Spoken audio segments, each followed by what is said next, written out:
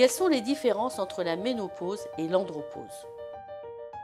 Tout d'abord, ménopause signifie littéralement fin des menstruations, fin des règles, alors qu'il n'existe pas de signe spécifique qui caractériserait l'homme androposé.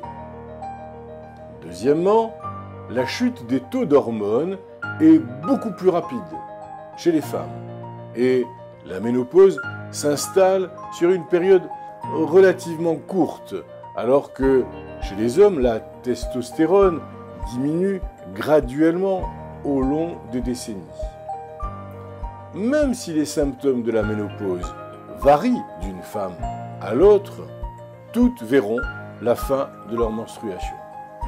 Par contraste, bien que tous les hommes connaissent une baisse de leur testostérone, de leur production de testostérone, ils n'ont pas tous une baisse suffisamment marquée pour causer des symptômes physiques.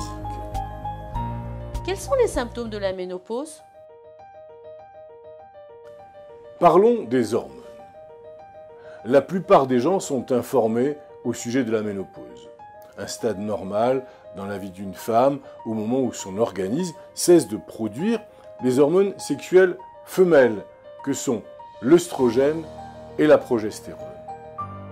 On considère qu'une femme est ménopausée après une absence de menstruation pendant 12 mois consécutifs. La moyenne d'âge de la ménopause se situe autour de la cinquantaine, entre 50, 51, peut-être parfois un peu plus tôt, mais jusqu'à 52, 53 maximum. Mais les symptômes de la baisse du taux d'hormones se manifestent souvent plusieurs années auparavant.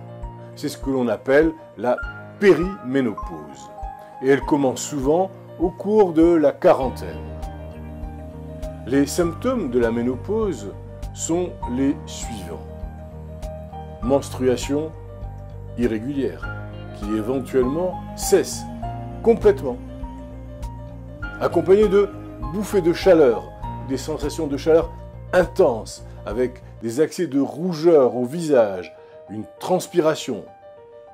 Également, on peut trouver des sécheresses vaginales, accompagnées de pertes osseuses, mais d'un gain de poids, des difficultés de sommeil, des problèmes de concentration, mais des problèmes de mémoire aussi.